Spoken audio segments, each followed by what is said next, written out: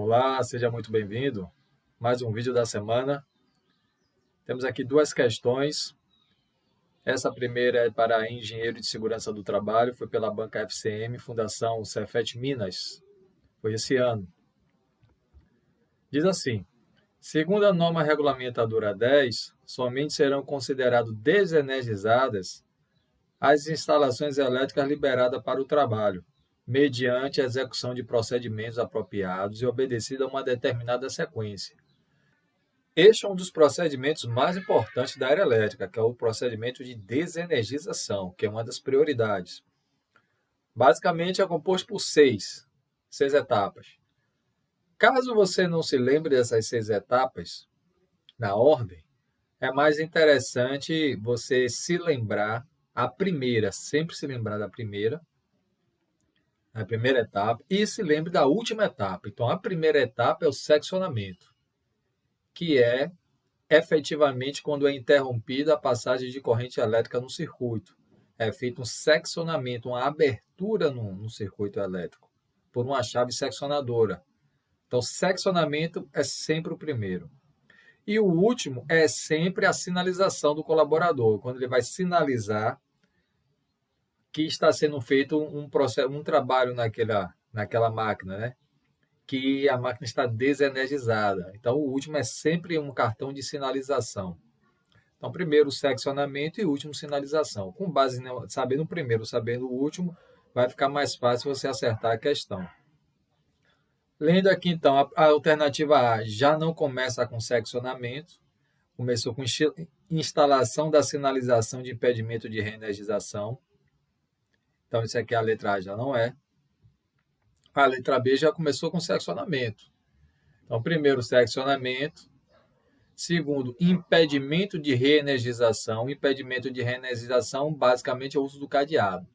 É quando vai se inserir um cadeado na chave seccionadora, de forma que quem for religar essa chave seccionadora não vai conseguir por causa do uso do cadeado. Então, o impedimento de reenergização é isso.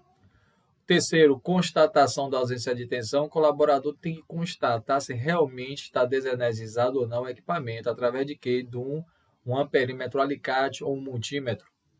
Então, é um instrumento de medida, geralmente eletrônico, que vai constatar, vai confirmar que realmente está desenergizado o equipamento, que não passa corrente elétrica. Então, constatação da ausência de tensão, terceiro, aqui está correto. Instalação de aterramento temporário com equipotencialização dos condutores de circuitos, correto, é o quarto. Então, a instalação do aterramento temporário é um reforço, é uma redundância. Caso surja alguma corrente indesejada por alguma falha nas outras etapas, a corrente vai passar todo pelo aterramento temporário e não vai passar pelo colaborador. Então, é um reforço o aterramento temporário. Proteção dos elementos energizados existentes na zona controlada é você proteger todos os equipamentos, objetos que estão dentro da zona controlada. Isso é o quinto. E o último, instalação da sinalização de impedimento de reenergização, correto. A instalação do impedimento de reenergização, da sinalização de reenergização, vem por último. Então, a meu ver, essa letra B já está correta. Se a gente olhar as outras letras, a letra C começa com proteção dos elementos energizados existentes na zona controlada. Não é o primeiro, a proteção dos elementos. Constatação da ausência de tensão é a terceira etapa. Não colocou como se fosse a primeira, também não está correto. Então, nosso gabarito aqui é a letra B. Qual parte da NR10 que fala das etapas da desenergização? É o item 10.5.1. Conforme podemos ver aqui, somente serão consideradas desenergizadas as instalações elétricas liberadas para o trabalho mediante procedimentos apropriados. Obedecida a sequência, que é essa, letra A, seccionamento. Letra B, impedimento de reenergização. A C, constatação da ausência de tensão. A D, instalação do aterramento temporário com equipotencialização dos condutores. A letra E, proteção dos elementos energizados existentes na zona controlada. E a última, instalação da sinalização de impedimento de reenergização. Nossa próxima questão é de trabalho em altura. Essa aqui foi da Banca Fundação Getúlio Vargas, FGV, foi ano passado, e é uma questão que diz o seguinte: no desenvolvimento das atividades produtivas, um dos fatores causadores de acidentes de trabalho é a queda decorrente do trabalho em altura, sem qualquer planejamento. Em conformidade com a NR 35, trabalho em altura, no planejamento do trabalho devem ser adotadas medidas de acordo com a seguinte hierarquia. Então, quando for planejar um trabalho em altura, deve ser observado algumas medidas que têm uma sequência hierárquica da qual devemos seguir. E com base nesse entendimento, a gente marca aqui a alternativa correta. Bom, posso dizer o seguinte: a primeira opção, a prioridade no planejamento de trabalho em altura é não fazer o trabalho em altura. Se existe uma outra opção que possa ser feito o serviço sem precisar estar a 2 metros de altura, então faça seu trabalho sem precisar estar em altura. Então, a primeira coisa é evitar o trabalho em altura. É a, é a, é a, é a, é a primeira opção no planejamento. Então, por exemplo, nessa letra A diz o seguinte: as medidas para evitar o trabalho em altura, sempre que existir meio alternativo de execução. Então, essa primeira sequência aqui na letra A já está correta. E aí ela vem dizendo o seguinte: a próxima alternativa, a próxima sequência hierárquica, né, na letra A. Medidas que eliminem o risco de queda dos trabalhadores, na impossibilidade de execução do trabalho de outra forma. Olha, também está correta. Então, primeira coisa é não fazer o trabalho em altura, tentar evitar fazer o trabalho em altura.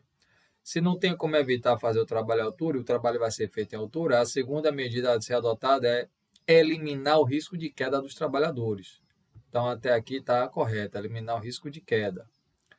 E a terceira e última medida é medidas que minimizem as consequências da queda, quando o risco de queda não puder ser eliminado. Então, aqui já temos a alternativa correta, que é a letra A.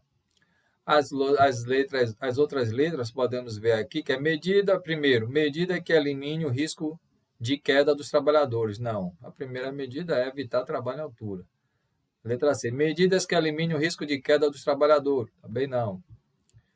Letra D, medidas de isolamento e sinalização no entorno da área de trabalho. Já começou com essa alternativa, com essa medida aqui de isolamento e sinalização? Não é o primeiro. Letra E, medidas que minimizem o risco de queda de materiais e ferramentas. Também não é a primeira medida que a gente deve seguir. Então, nosso gabarito aqui é a letra A. E qual é o item da NR 35 que nos afirma que essa alternativa correta? É o item 35.4.2, e diz o seguinte: no planejamento do trabalho, devem ser adotados de acordo com a seguinte hierarquia. A primeira, medidas para evitar o trabalho em altura, sempre que existir um meio alternativo de execução. Então, por exemplo, eu já fiz isso uma vez, quando eu visitei uma empresa bem automatizada. Ela era produtora de um produto que era uma das fornecedoras da Ford, né? Ela produzia um insumo e ela atendia a Ford. E aí tinha que ser feita uma vistoria nas instalações do SPDA, que é o para-raio, né? Aí alguém teria que subir e verificar os para-raios, né? Fazer uma vistoria do para-raio. E aí, para não fazer um trabalho em altura, a sugestão foi o uso de um drone. A gente então tivemos essa ideia de usar um drone profissional que ficou sobrevoando a altura e tendo como evidência a filmagem e fotografias do sistema de proteção contra descargas atmosféricas, que é o SPDA. E a gente fez as filmagens, as fotografias através desse drone. Não, então ninguém precisou subir. Foi uma alternativa que a gente fez. Então foi cumprido isso aí, a letra A. Agora, se não tiver outra alternativa, então faça o trabalho em altura. A letra B diz medidas que eliminem o risco de queda dos trabalhadores, na impossibilidade da execução do trabalho de outra forma. Então, por exemplo, se você puder fazer um trabalho com uma plataforma elevatória, Fazer o trabalho em altura com a plataforma elevatória já é uma forma de você praticamente eliminar o risco de queda dele.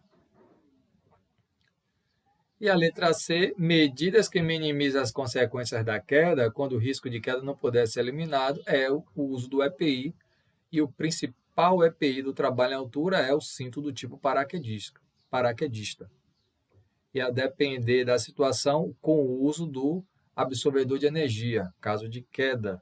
E aí a queda não é freada de uma forma brusca, né? Então, ela minimiza lesões em caso de uma queda. O cinto do tipo paraquedista junto com o absorvedor de energia. E isso é um exemplo como a gente vai deixar em conformidade aí essa letra C. Ok, pessoal, essas foram as duas questões aqui da semana. Obrigado pela sua presença. Se gostou, deixe o seu like, participe, coloque as suas observações, faça seus comentários que você acha pertinente. Até a próxima.